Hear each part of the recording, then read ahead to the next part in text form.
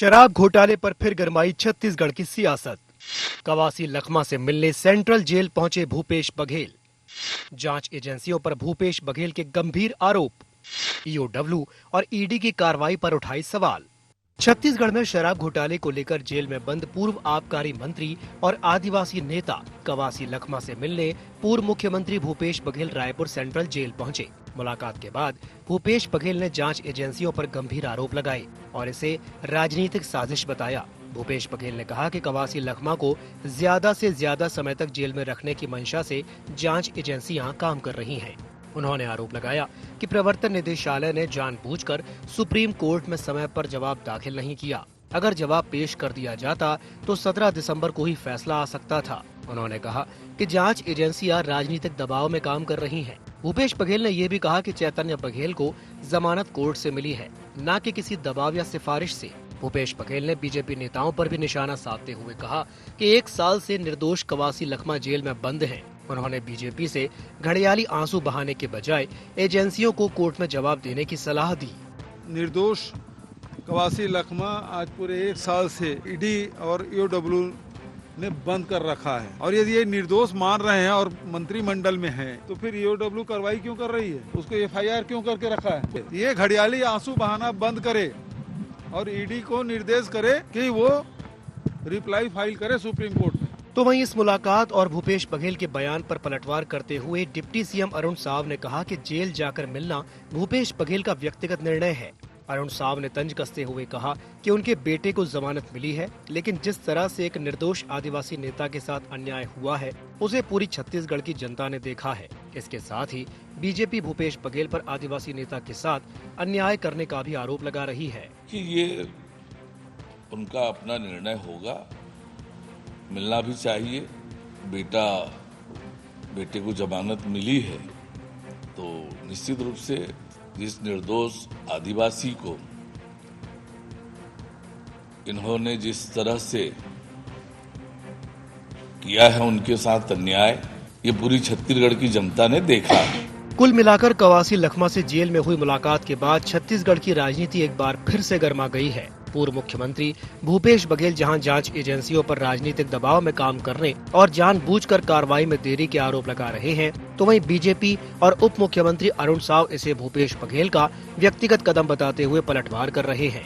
एक तरफ कांग्रेस इसे आदिवासी नेता के खिलाफ साजिश बता रही है, तो दूसरी ओर बीजेपी भूपेश बघेल पर ही आदिवासी नेता के साथ अन्याय करने का आरोप लगा रही है। ऐसे में शराब घोटाले से जुड़ा ये मामला अब कानूनी लड़ाई के साथ साथ सियासी आरोप प्रत्यारोप का केंद्र बनता जा रहा है। IND 24 के लिए रायपुर से अमित बाग की रिपोर्ट।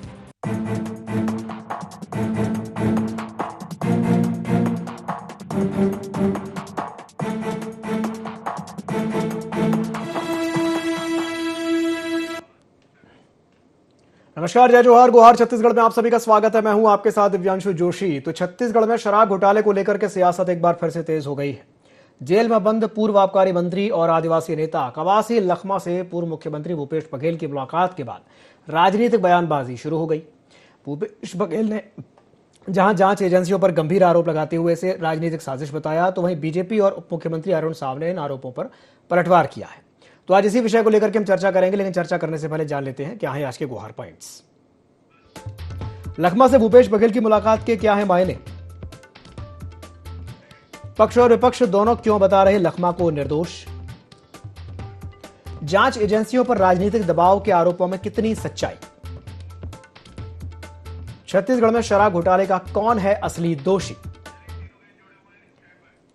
तो चलिए इन्हीं कुछ पॉइंट्स को लेकर के चर्चा को आगे बढ़ाते हैं। हमारे साथ कुछ खास मेहमान शामिल हो रहे हैं। हमारे साथ चर्चा में जुड़ रहे हैं धनंजय सिंह ठाकुर जी, जो कि कांग्रेस प्रवक्ता हैं। धनंजय जी, बहुत बहुत स्वागत है आपका IND 24 में। हमारे साथ जुड़ रहे हैं शिव प्रकाश पांडे जी, जो कि बीजेपी प्रवक्ता हैं। शिव प्रकाश जी, आपका भी बहुत बहुत स्वागत है IND 24 में। साथ ही साथ हमारे साथ जुड़ रहे हैं के शर्मा, जो कि वरिष्ठ पत्रकार हैं। शर्मा जी, आपका भी बहुत बहुत स्वागत है IND 24 में। तो शुरुआत मैं शिव प्रकाश जी आपसे ही करना चाहूँगा। शिव प्रकाश जी, अभी आपने भूपेश जी की बात सुनी होगी। वो बार बार एक ही बात कहते हैं कि भाई जांच एजेंसियों का दुरुपयोग किया जा रहा है, क्या कहेंगे?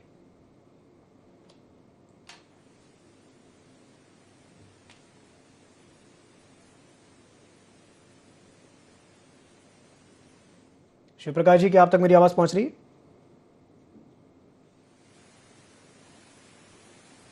लगता है शिव प्रकाश जी तक हमारी आवाज नहीं पहुंच पा रही है। चलिए कोई बात नहीं, शर्मा जी के पास मैं जाना चाहूंगा। शर्मा जी, बड़ा सवाल तो यही है इस पूरे मामले में कि भाई बीजेपी और कांग्रेस दोनों ही इस पर एकमत हो गए हैं। कवासी लखमा जी का ये जो मैटर है, क्या कहेंगे इस पर शर्मा जी? जी हेलो जी शर्मा जी, आपको मेरी आवाज आ रही है? जी आपकी आवाज आ रही? स्टूडियो से फिर फोन आ गया था इसलिए बोल। जी जी जी शर्मा जी, मेरा आपसे सवाल यही है कि जो ये मुलाकात हुई है, इस मुलाकात को तो अपन देख ही रहे हैं, और मैं आपसे भी चाहूंगा कि आप भी इस पर अपनी टिप्पणी करें कि भाई आप इसे कैसे देखते हैं। और एक सवाल ये भी है कि भाई इस पूरे शराब घोटाले का असली दोषी कौन है, और पक्ष और विपक्ष दोनों ही कवासी लखमा को निर्दोष बता रहे हैं, क्या कहेंगे? निश्चित रूप से इस पूरे मामले में भूपेश बघेल का कवासी लखमा से मिलना मतलब उनके साथ खड़े हुए हैं, एक तो ये है। दूसरी चीज ये है कि निर्दोष बताए जा रहे हैं, ये एक महत्वपूर्ण है। खासकर मंत्री के द्वारा यदि निर्दोष कहा जा रहा है तो इसके मायने क्या है? जो आप तीसरा सवाल कर रहे हैं कि इसके पीछे कोई और है क्या, कि अभी तक जांच में जो ईडी ने जो जांच की है, ईओडब्ल्यू ने जो जांच की है, उसमें अभी तक सबसे बड़े लेवल पे कहे तो आबकारी मंत्री रहे कवासी लखमा ही है। अब उसके बाद अन्य अधिकारियों की जो बात आती है उसमें किस ढंग से पैसे का लेन देन हो, वो पैसे का नीतिगत निर्णय तो मंत्री का रहा होगा या मंत्रालय का या कैबिनेट का रहा होगा। ये सब चीज जांच प्रक्रिया में है और न्यायालय के माध्यम से यदि निश्चित रूप से भूपेश बघेल के सुपुत्र को यदि जमानत मिली है तो उनके लिए एक अच्छी बात है। अब उनका प्रयास है कि कवासी लखमा को भी जमानत मिल जाए। महत्वपूर्ण बात है, निर्दोष क्यों कहा जा रहा है? क्या भूपेश बघेल क्या ये गलत बोल रहे हैं कि यदि निर्दोष है तो इतनी कार्रवाई क्यों हो रही है, या शराब घोटाला ही नहीं हुआ है ये बताना चाहते हैं कि राजनीतिक षड्यंत्र बता करके? और यदि शराब घोटाला हुआ है और इसकी जांच हो रही है तो मंत्री उसको निर्दोष क्यों बता रहे हैं? उनके निर्दोष बताने का तात्पर्य इस घोटाला नहीं हुआ ये है, या फिर दूसरा कारण जो है कि उसको किसी तरह मोहरा बनाया गया उसके मंत्री को लेकर के, उसके पीछे कोई और लोग हैं, ये मंत्री कहना चाहते हैं क्या? एक तरह से कूटनीतिक बात मंत्री ने कही है कि इसके पीछे और कोई है, लेकिन जांच प्रक्रिया चल रही है उसमें इस तरह के बयानबाजी क्या, मुझे लगता है कि जांच का क्या प्रभाव पड़ेगा।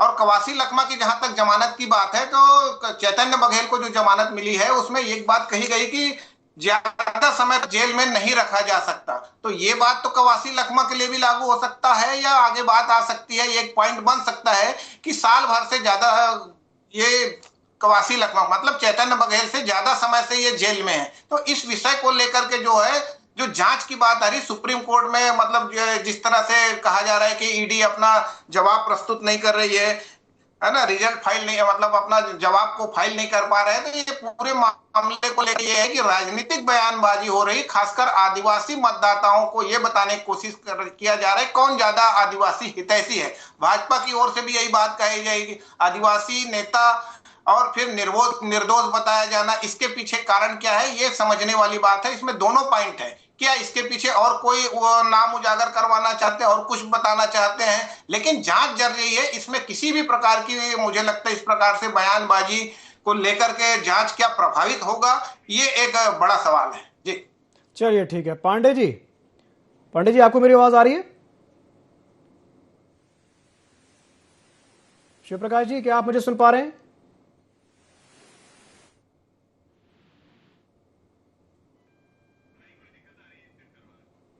लगता है शिव प्रकाश जी से हमारा संपर्क नहीं हो पा रहा है। चलिए कोई बात नहीं, धनंजय जी हमारे साथ जुड़े हुए हैं, धनंजय जी के पास जाना चाहूंगा। धनंजय जी, जिस तरीके से जो बात बीजेपी कह रही है कवासी लखमा को लेकर के, क्या कहेंगे इस पर? धनंजय जी क्या आप दो फोटो दिख रहा है? जी जी भाई ऐसा प्रदर्शित थोड़ा सा सुधरवा लीजिएगा। देखिए आपने जो सवाल पूछा जी जी जी कवासी लखमा जी को लेकर, आज जो अरुण साहू जी जो प्रदेश के मुख्यमंत्री हैं निर्दोष बता रहे हैं। हम तो पहले दिन से ही कह रहे हैं कांग्रेस के नेताओं के खिलाफ जांच एजेंसियों का दुरुपयोग करके एक राजनीतिक षड्यंत्र रचा गया सिर्फ सत्ता हासिल करने के लिए। जिस प्रकार से रमन सरकार के दौरान झीरम घाटी कांड एक राजनीतिक षड्यंत्र हत्याकांड हुआ, उसके बाद प्रदेश कांड एक राजनीतिक षड्यंत्र हत्याकांड हुआ, उसके बाद प्रदेश में भाजपा सत्ता में स्थापित हुई, वैसे ही कांग्रेस के नेताओं का चरित्र हत्या करने के लिए जांच एजेंसियों का दुरुपयोग किया गया है। चाहे वो कवासी लखमा जी हो या पूर्व मुख्यमंत्री भूपेश बघेल जी फर्जी जो आरोप लगाए गए हों, या मुख्यमंत्री जी के सुपुत्र को गिरफ्तारी की गई थी। ये तो सीधा सीधा षड्यंत्र है। हम तो पहले दिन से कह रहे हैं, क्योंकि भारतीय जनता पार्टी कांग्रेस से सीधा तौर पर राजनीतिक मुकाबला नहीं कर पा रही थी जी। और आज जिस प्रकार से पूर्व मुख्यमंत्री भूपेश बघेल जी के पुत्र को जमानत मिला है और उसमें न्यायालय की जो सख्त टिप्पणी आई है कि ईडी के द्वारा जो प्रस्तुत दस्तावेज है वो कहीं भी ये स्पष्ट नहीं करता कि इस घोटाले के जो आरोप लगाए गए हैं वो साबित होता है। और ये कवासी लखमा जी के लिए भी यही चीजें लागू होगी। ये सिर्फ जांच को इसलिए प्रभावित कर रहे थे, जांच को इसलिए देरी कर रहे थे ताकि हमारे नेताओं को जेल में रख सके, क्योंकि ईडी के एक सिस्टम है कि ईडी जब तक जांच करते रहेगी तब तक न्यायालय जमानत नहीं देता है। ये ईडी को विशेष अधिकार है और इसीलिए ईडी जांच को प्रभावित करते रही है। और लगातार चाहे मीडिया के माध्यम से हुआ, भारतीय जनता पार्टी नेताओं के जो बयान आते रहे हैं वो हमारे नेताओं के चरित्र हनन का बयान था इनका जी। और आज अगर अरुण साहू जी ये कह रहे हैं कि निर्दोष है, हम तो पहले दिन से कह रहे हैं। और ये सीधा सीधा आदिवासी नेता कवासी लखमा जी को प्रताड़ित करने के पीछे, आदिवासी नेता कवासी लखमा जी को जेल में डालने के पीछे नरेंद्र मोदी जी का हाथ है, क्योंकि जांच एजेंसियां उसके निर्देश पर काम करती है और मोदी जी के निर्देश पर सब कुछ हुआ है। और भाजपा द्वारा एक राजनीतिक षड्यंत्र जो रचा गया था उसकी ये पटकथा है। लेकिन सच और झूठ में अंतर होता है। सच तो सच होता है। मोदी जी कितना भी झूठ बोले, कितने भी झूठे आरोप लगा ले, सच को प्रभावित नहीं हो सकता। जरूर न्याय मिलने में देरी होती है पर सच कभी छुप नहीं सकता। और आज अरुण साहू जी को अगर ये बात की एहसास हो गया कि मोदी जी की गलती के कारण कवासी लखमा जी जेल में है, तो वो तो प्रदेश के उप मुख्यमंत्री है, क्यों पहल नहीं करते उसको बाहर करने के लिए।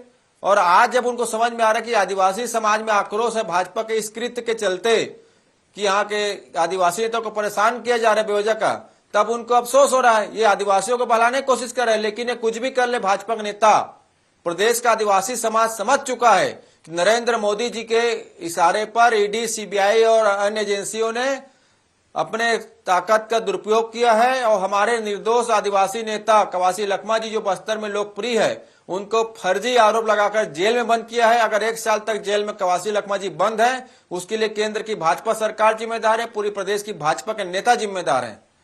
चलिए ठीक है, पांडे जी आपकी प्रतिक्रिया।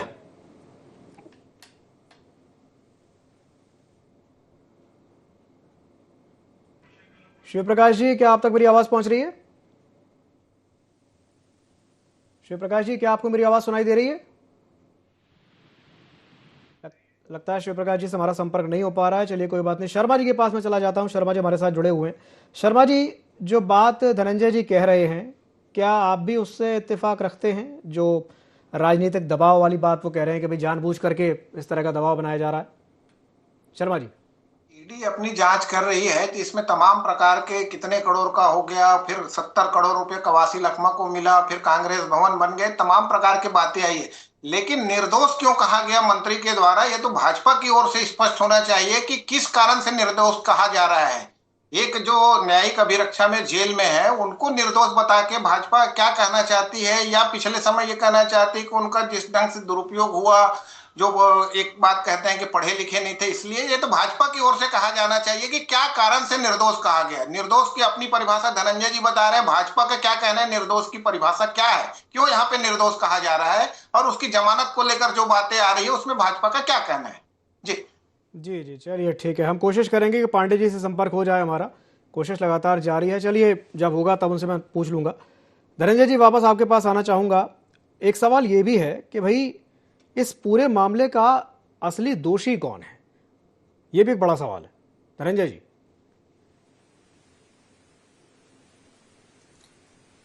देखिए, कोई मामला हो तो दोषी आप तय करेंगे ना जी। मामला झूठे आरोप के आधार पर रचा गया है, प्रोपगंडा रचा गया है, भाजपा को राजनीतिक लाभ पहुंचाने के लिए रचा गया है, कांग्रेस नेताओं के चरित्र हत्या के लिए रचा गया है, तो इसका दोषी तो भारतीय जनता पार्टी है।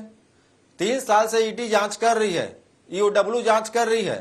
रोज कभी अखबारों के सुर्खियां रहती है, कभी भाजपा नेताओं के बयान रहते हैं कि 3000 पन्ने का चार्जशीट प्रस्तुत किया, 30,000 पन्ने का चार्जशीट प्रस्तुत किया, 29,000 पन्ने का चार्ज प्रस्तुत किया।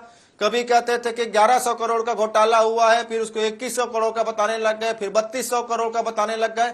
ये तो ऐसा लगता था जैसे नरेंद्र मोदी जी बिहार में जाकर बोली लगाते थे ना, 50,000 करोड़ दूं कि 60,000 करोड़ दूं, इस टाइप का हो गया है। जैसे जनता को बोलते थे ना मोदी जी के 15-15 लाख में तुम्हारे खाते में जमा हो जाएंगे, ये बस उसी तरह की है। मैं तो कह रहा हूं ना, 3 साल से जांच कर रही जांच एजेंसियां, 3 साल में आप जांच में क्या जब्त किए हैं।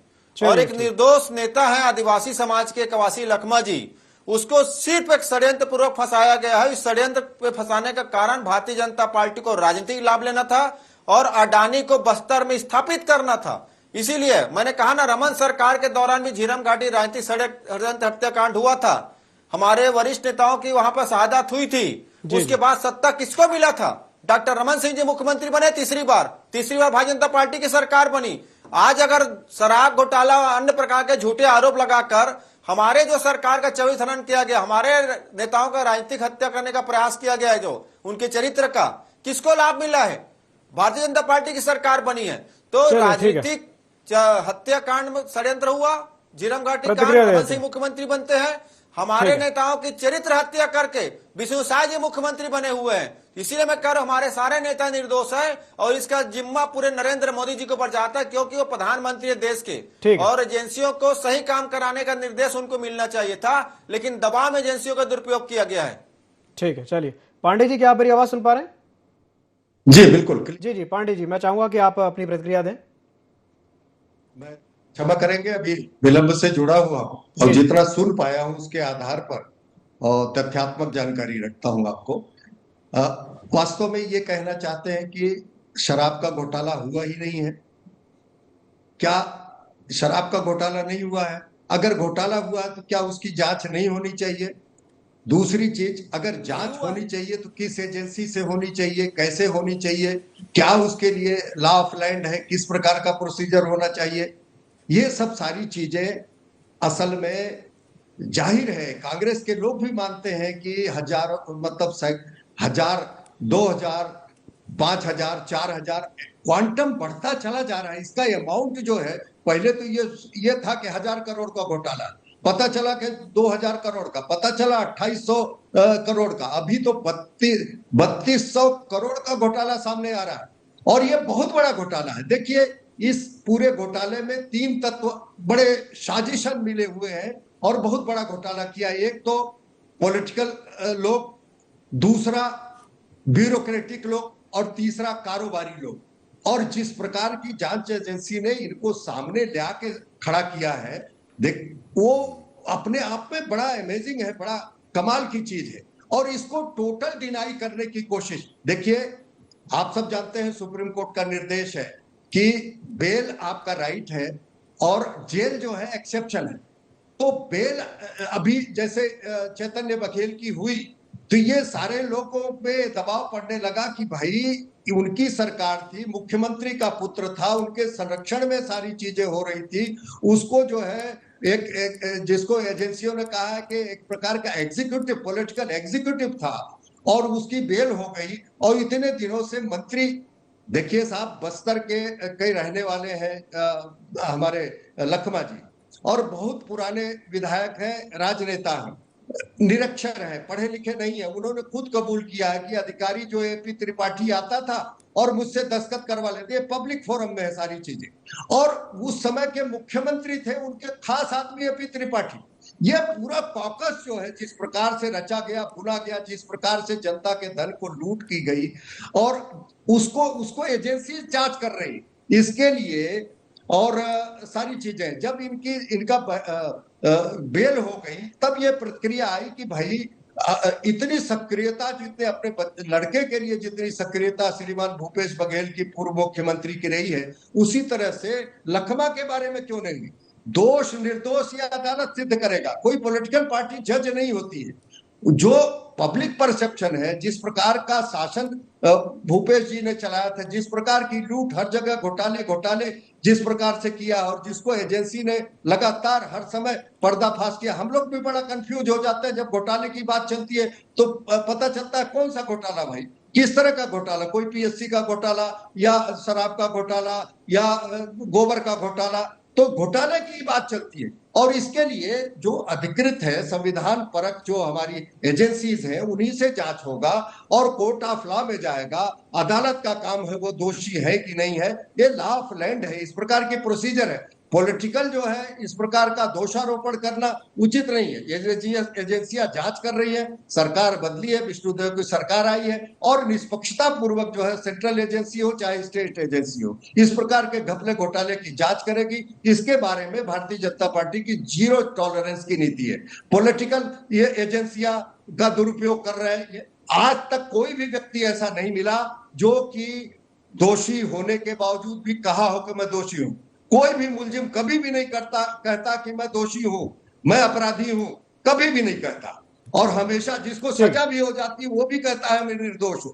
तो ये एक प्रकार का इससे जो है एक गिमिक ये अब जो हो रही है ये कांग्रेस की अंदरूनी पॉलिटिक्स को संभालने की भूपेश बघेल की कोशिश है। अब जा रहे हैं, वो मिल रहे हैं हमारे लखमा जी से जाके मिल रहे हैं और ये संदेश बताने की कोशिश कर रहे हैं कि मैं बड़ी, देखिए ये आज नहीं कल नहीं परसों लखमा जी का बेल होगा, इसका ट्रायल होगा और ट्रायल के बाद जो निर्दोष होंगे वो छूटेंगे, नहीं तो दोष सिद्ध होंगे। एक प्रकार की ये प्रक्रिया है और अदालत में मामला है। बहुत सारे ऐसे लोग हैं जो कि फरार हैं। कांग्रेस भवन में 1000 करोड़ गया, इस प्रकार की एजेंसियों ने कहा, उनके कोषाध्यक्ष जो वर्तमान में वो फरार है। तो कुल मिला के इन्होंने समझा ही नहीं था कि सत्ता का परिवर्तन होता है, जनता जो बड़ी महान होती है, आपके सारे जो हथकंडे हैं उसको जानती पहचानती है, चलिए ठीक है, साफ करती है। तो सरकार बदली है और सरकार बदलने के बाद जांच हो रही है, कोर्ट में मामला है। चलिए ठीक है, पांडे जी रिएक्शन ले लेते हैं, दिनों में देखो क्या होता है। ठीक है ठाकुर साहब, पहले आपका रिएक्शन ले लें, फिर शर्मा जी का रिएक्शन लूंगा। जी ठाकुर साहब। देखिए मैंने पहले कहा ना कि नरेंद्र मोदी की सरकार ने जो जांच एजेंसियों का दुरुपयोग किया है उसके चलते है एक निर्दोष आदिवासी नेता, बस्तर का भोला भाला नेता, बस्तर के लोकप्रिय नेता कवासी लखमा को आज जेल में यातनाएं मिल रहा है। इसके लिए नरेंद्र मोदी जी के साथ विष्णु साय भी जिम्मेदार है, क्योंकि सत्ता पाने के लिए भाजपा किस स्तर तक जा सकती है हमने रमन सरकार के दौरान देखा है। एक राजनीतिक षड्यंत्र रचा गया, झीरम घाटी कांड, हमारे जो परिवर्तन यात्रा उसकी सुरक्षा हटा दी गई और वहां पे हमला होता है, हमारे नेताओं की शहादत हो जाती है और रमन सिंह की ताजपोशी होती है, भाजपा तीसरे बार सरकार बनाता है। तो इस प्रकार के षड्यंत्र रच के सरकार बनाते हैं। वैसे ही केंद्रीय जांच एजेंसियों पर दुरुपयोग करके एक राजनीतिक हत्या करने के लिए, छवि खराब करने के लिए हमारे नेताओं पे आरोप लगाया गया और सत्ता पाया गया और विष्णु साय जी ने अपने ताजपोशी कराया है। ये जनता के बीच में सीधी लड़ाई कांग्रेस पार्टी से नहीं लड़ सकते हैं, ये षड्यंत्रकारी पार्टी है। ये जब राष्ट्रपिता महात्मा गांधी के हत्यारे नाथूराम गोडसे की जिंदाबाद कर सकते हैं, इस देश को आजादी दिलाने वाले राष्ट्रपिता के खिलाफ एक इस प्रकार का षड्यंत्र रच सकते हैं, तो हम तो छोटे मोटे लोग हैं। और ये जो षड्यंत्र रचा गया है नरेंद्र मोदी जी के संरक्षण में, जांच एजेंसी दुरुपयोग कर रही है और 1 साल तक अगर यातना आदिवासी पुत्र को हुआ है, चलिए नरेंद्र मोदी जी और विष्णु साय जी जिम्मेदार हैं। सत्ता पाने किस हद तक जा सकते हैं, इसका जीता जागता प्रमाण है। चलिए शर्मा जी आपकी टिप्पणी चाहूंगा, उम्मीद करता हूं कि आपको आपका जवाब मिल गया होगा जो आप पूछ रहे थे कि बीजेपी किस वजह से निर्दोष ठहरा रही है कवासी लखमा को। जी शर्मा जी। नहीं, मुझे स्पष्ट नहीं है कि जो निर्दोष क्यों कह रहे हैं, निर्दोष मंत्री निर्दोष क्यों बता रहे हैं? जो धनंजय जी बता रहे हैं उससे सहमत है क्या, या जो पहले के जो जिस तरह से कह रहे हैं कि वो पढ़े लिखे नहीं थे उनका दुरुपयोग, या जो आपका सवाल है कि इनका असली दोषी कौन है, इस ओर इशारा करना चाहते हैं, ये स्पष्ट नहीं है। दूसरी चीज ये है कि सौभाग्य से झीरम कांड में लखमा जी बच गए थे और उसके बाद अभी जिस ढंग से इस केस में मामला चल रहा है, इस केस में अभी तक मंत्री के रूप में एक प्रमुख भूमिका के रूप में सामने आया, 70 करोड़ रुपया उनको मिला है, 36 महीने तक 2-2 करोड़ रुपया देने के। जांच की बात आ रही है, जांच के बाद न्यायालय में जो ट्रायल होगा उसकी पूरी प्रक्रिया को पांडे जी ने बताया है कि किस किस प्रकार से जांच हो रही है, ट्रायल होगा, जमानत कैसे हो जाएगी, क्या, ये न्यायालयीन प्रक्रिया का मामला है। अभी जो राजनीतिक चर्चा हो रही है उसमें यह है कि भूपेश बघेल गए थे तो निश्चित रूप से कांग्रेस और भूपेश बघेल ये बताना चाहते हैं कि हम लखमा के साथ खड़े हुए हैं, लेकिन यहाँ पे भाजपा के मंत्री की ओर से ये कहना कि ये निर्दोष है, इसका तात्पर्य पूछ लेते हैं। जी जी पांडे जी जवाब दीजिए, जल्दी जवाब दीजिए। देखिए एक प्रकार का होता है कि मतलब उसकी क्राइम में कोई, देखिए लाइबिलिटी 2 प्रकार की होती है। आप लोग प्रबुद्ध लोग हैं, लाइबिलिटी एक डायरेक्ट लाइबिलिटी होती है, दूसरा जो है रिमोट लाइबिलिटी होती है। डायरेक्ट लाइबिलिटी में लाकर खड़ा कर दिया गया लखमा जी को।